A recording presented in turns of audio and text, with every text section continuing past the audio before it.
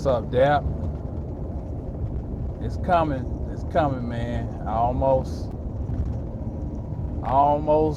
there. I'm heading up 85 north.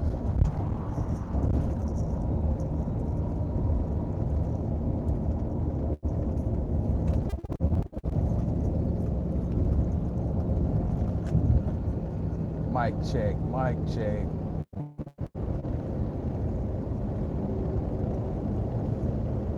If you can hear me, press one.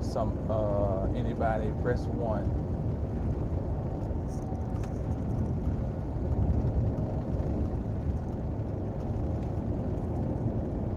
Bet, bet. All right.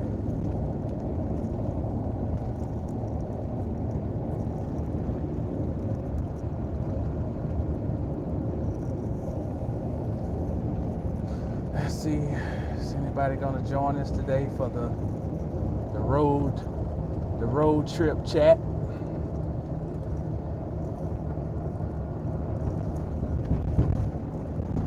On the road, heading home, North Carolina.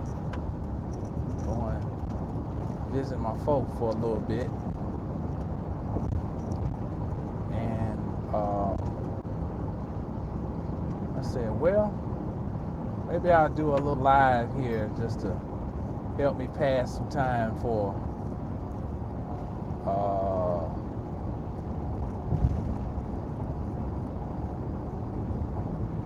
the last part of this little journey. Let's see. What's up, Marcus?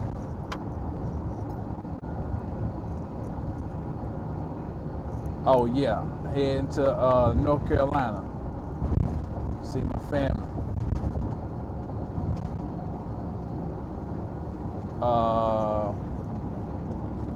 Come on, truck. So,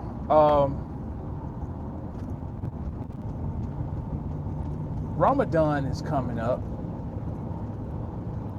For those who might not be familiar, Ramadan is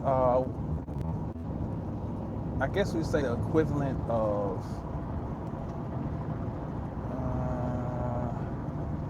Easter and Christmas mixed in one for Muslims, for Orthodox, Muslims. So Ramadan always changes each year the date because Muslims work on. What's up, Lee? Muslims always work on the lunar calendar. Okay. So this year, what's up, Dark Truth? This year, Ramadan starts, if I'm not mistaken, it starts on 15th. Let's have a little chit chat about that.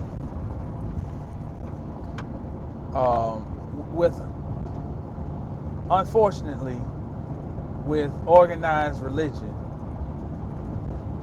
what happens is that rituals, the symbolic meaning of rituals, are lost in a quagmire of just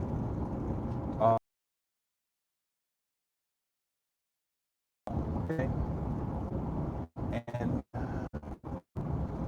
although there are spiritual implications with Ramadan.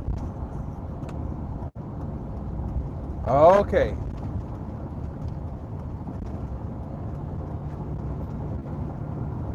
What about now? Give me a one if you can hear me and see.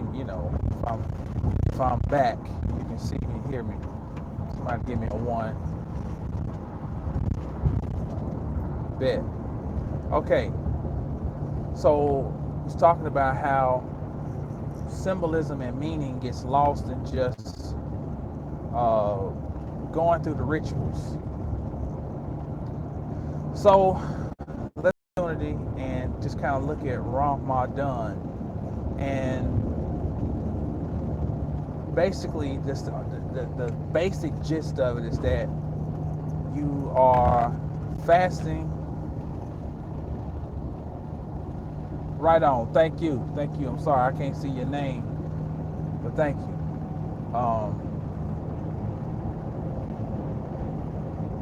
Nah, I'm not on Facebook. So Ramadan, in just a nutshell, Ramadan is a time where it's the holy month of Islam, where you don't you don't eat during the hours of the day when the sun is up. You only eat when the sun is down. So that means you got to get up super early in the morning, and then you're gonna eat, at night, and then you'll have a calendar, and they'll tell you on each night, when you eat. Let's just look at the symbolism, because it is quite significant, and if used properly, you can really benefit from the ritual. So we're talking about advanced metaphysics where, what's up, Candace? We're not talking about the mundane of like the shit I see on Google Plus about, the constant back and forth about, oh, you still praying to white Jesus, and you still, it's like, it annoys me so much, because all the energy that you putting into telling people about what they're not doing and what you really could be putting energy into just learning yourself about how to advance yourself in your own quest to become the divine, which is the whole purpose of everything's existence. Even the damn twig is becoming. So, but I digress. So the idea of fasting and withstaining, or abstaining. Goddamn, I'm making up words. Withstaining, ain't that a motherfucker? That's like well, I ain't gonna go there. The sun coincides with life, and the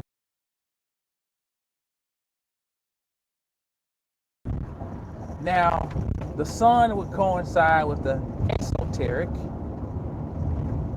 And see, this is the irony, that most people are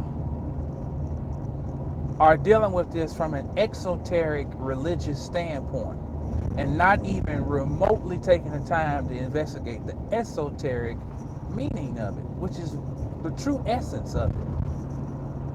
And even embedded in the ritual, they're talking about it. The ritual is you don't eat when the sun is up. So that means you're not trying, okay, eating, understand what eating symbolizes. When you see eating, when God tells Ezekiel, I love that passage, God tells Ezekiel, eat this scroll, and Ezekiel says, oh man, it tastes like honey. That is some powerful shit. So understand what eating means in a contextual manner. Eating means to dissect, to break something down, to understand, to gain understanding. Now, so the ritual then is you don't eat when the sun is up. You don't eat, you don't try to gain your understanding from the exoteric, the outer. You gain your understanding from the inner, which is the occult, the hidden realm, the dark realm. So you eat when the sun is down. Ain't that some damn very simple stuff? But ain't it deep though? It's so simple that it's deep. But it ain't complicated. So that's the first part. Then the other thing is that I said Ramadan and death, something to that effect. Well, Let's look at the word Ramadan. Okay, get down. Ra, of course, is son. Ma or Ra is the father. It's basically the Trinity. Ra, Ma, Dun. Father, mother, son. Dun coincides with Dan. So Dan, when it's translated to Hebrew, Arabic and Hebrew are very close languages. Okay, you'll find some words that a lot of words that are very, very similar in the two. Might be just a slight change. So Dan, you get the tribe of Dan, and Dan means judgment. So all these videos tie in. So we've been talking about numerology and stuff, and how the one is the masculine principle, Ra. Two is the response or the resistance, Ma. And then three is called the affinity or the Christ, Don. Now, how can Dan be in judgment correlate with a Christ energy? Well, Christians are always talking about you need to have a spirit of discernment. Well, for you to discern, you have to be able to see both sides. You have to be able to see the masculine aspect, the feminine aspect, and by you being able to see both, you then sit on top. You become the affinity, the perfection. Breaks this down masterfully when he talks about the GPE, the Great Pyramid of Egypt, and how the Great Pyramid of Egypt is actually a Masonic code. It's about good, evil, perfect. Good is one side. We see evil as being the antithesis of good, but what reigns supreme over both of them is perfection. So basically, it's just saying what takes precedence over polarity is the understanding of both sides, which is Dan, judgment, Christ. All right. So look at all the great things a person could pull out of this 30-day ritual they participate in. They just had eyes that could see, ears that could hear, nose that could smell, phalanges that could touch, a tongue that could taste. How much more they could get out of it than just a mere ritual to make sure that they do what they're supposed to do so they don't go to hell. See, a lot of, not to pick on Muslims, but a lot of religious rituals are built around selfishness and fear. You're afraid of what's going to happen to you in an afterlife. You're afraid of upsetting daddy. It's not really about you on a spiritual journey, that you're pushing for something, that you're striving for something, you want to know. No, you are afraid of. I put up this video about the devil like 3 years ago. Half that shit in there is like, that shit is like kindergarten for me now. I still have people come on there and comment and rebuke me, and I'm just trying to save you. But I'm like, look, you ignorant motherfucker. I wish I could go and grab some of these motherfuckers by their ears and just twist their goddamn ear and take, like you take your knuckles like this and maul a motherfucker's forehead in. How fucking arrogant that you think that you can save me. Motherfucker, if you do have the truth, then it would behoove you to spend more time in refining your truth than coming and telling me that you trying to tell me the good news of Jesus or any other motherfucker, and you gonna save me. The arrogance, the ignorant arrogance of some of you motherfuckers.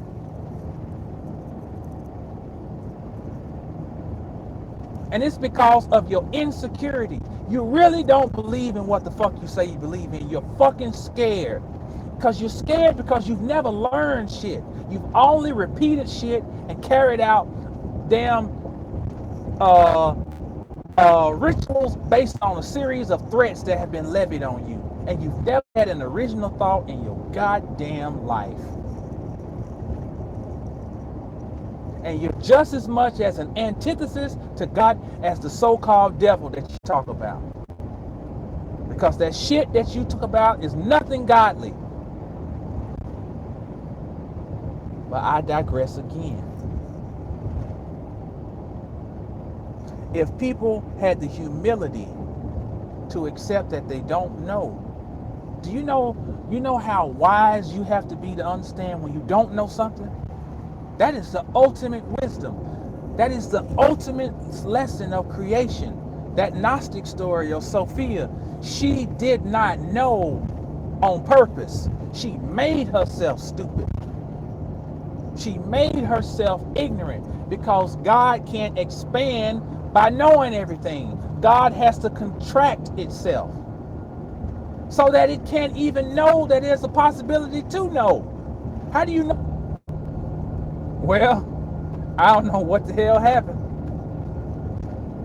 I don't know what the hell happened. All of a sudden, my shit was gone. I hope.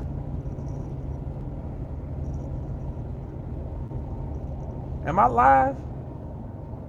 Oh shit, I am. Everybody's gone.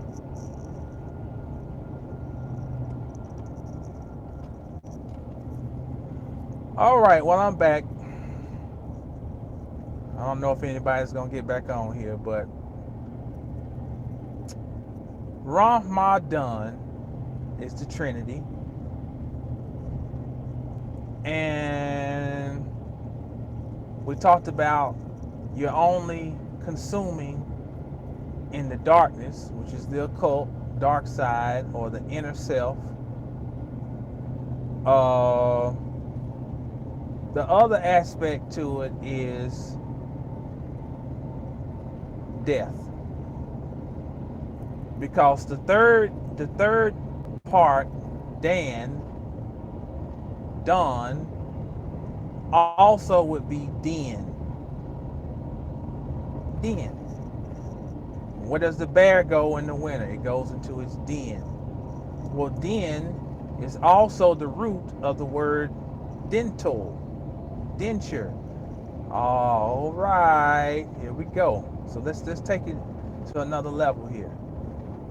To get to the third piece of the Trinity, or the affinity, then that means what appeared to be Ra, what appeared to be Ma as separate, both of those had to die. Both of those had to die in order to make way for Den, or the Christ. So Ramadan and death, it is a death ritual that you go through when you participate in Ramadan. Not death in the negative sense, but death so that what is inside can be released in the light. All right. I said Dan coincides with den with denture, with, so then that would be teeth. All right.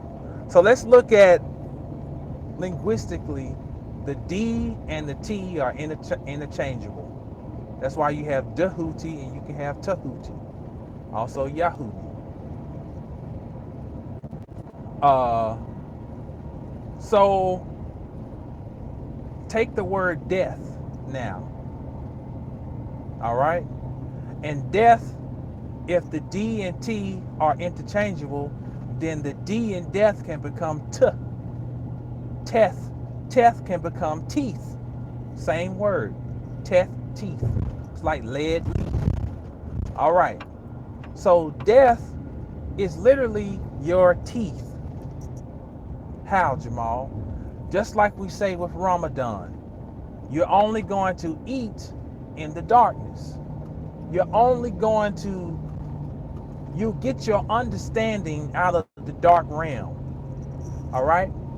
So your teeth emerge from mucous membranes in beneath your gum line. You have this jawbone that starts the process, but it comes, the gums would be the soil that they grow out of. And that those mucous membranes begin to crystallize and mineralize, and the result is what we see that comes out of the gums. Well, what we're looking at is they are being worn outside of the place that they came from. All right. What's so cold about it is, what's so cold is death or teeth coincides with the word die. Die means to wear out. Well, at the end of Ramadan, now die is spelled D-I-E. At the end of Ramadan, the celebration is called Eid. Eid. And Fanat. Listen, Eid, I-E-D. I know I ain't spelling it right, but that's the phonetic spelling of the celebration at the end. You're celebrating death at the end of Ramadan, Eid. But through dying, you are living. So your teeth, which is death, as in it's worn on the outside, your teeth then become the tools to help you break down literal food, which is the death and destruction of the food, so that it can go back into the dark recesses and then become life again. All of these things embodied in this little ritual called Ramadan for Allah. You know? He doesn't know. This is ridiculous for Allah. You know? So it's just like I went on a rant about the guy who, one of the latest guys, I mean, out of the many, who put up the comment on one of my videos about, you know, oh, don't, you're making fun and Jesus is all this. And sometimes I go to these people's channels, hit the guy in the content. I listen to this dude trying to read some scriptures, and I said, this motherfucker can barely read. Do you know a lot of people? Well, I ain't gonna go there. I ain't gonna go there. This motherfucker could barely read, man. If you can barely read, I'm struggling to figure out how you can understand anything. I mean, the basics of reading is just being able to identify the fucking word and call the word, you know, articulate the word properly. You can't even do that. And you on here on reading scriptures like, motherfucker, you don't even know what you're reading. You going on the understanding that somebody gave. So, you know, I've just been, you know, sometimes it's just irritating. It's just, you wish that the people who don't understand, they would just go over to the slow lane. It's just like on the highway now. You know that you don't want to go over 65. They created a lane for you called the fucking right lane, the slow lane. Get over in that lane. But we over here in this lane doing 90, 95, and this person steps out into the lane and you got to veer around them, and they're thinking that I'm gonna show you all about some speed doing 50. But that's the arrogant ignorance that a secular religious, not a secular, but just a religious mind, period, can create. It makes you so dogmatic and so closed-minded that you can't learn.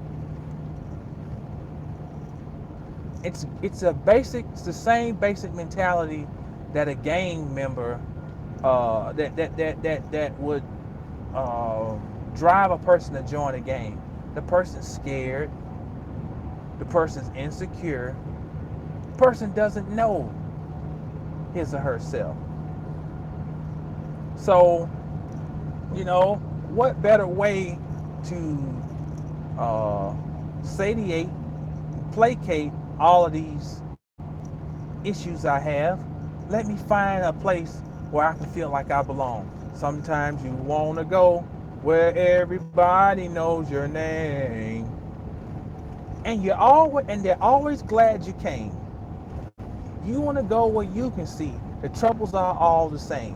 You want to go where everybody knows your name. The Cheers effect.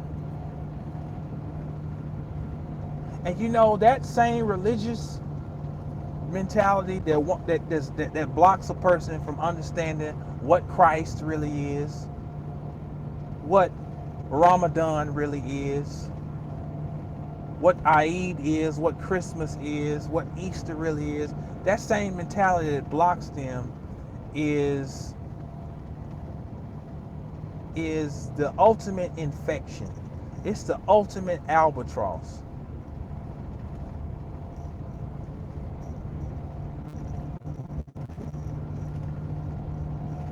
It is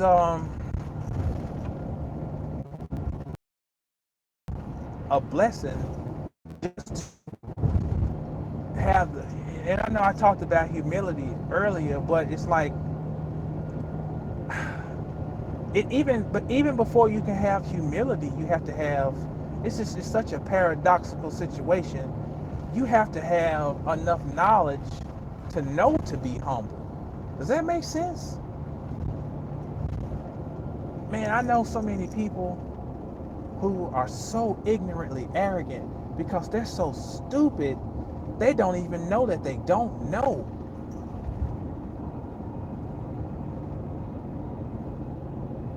So you went and have the wherewithal to to be humble because you don't know that there's more to know. Oh well.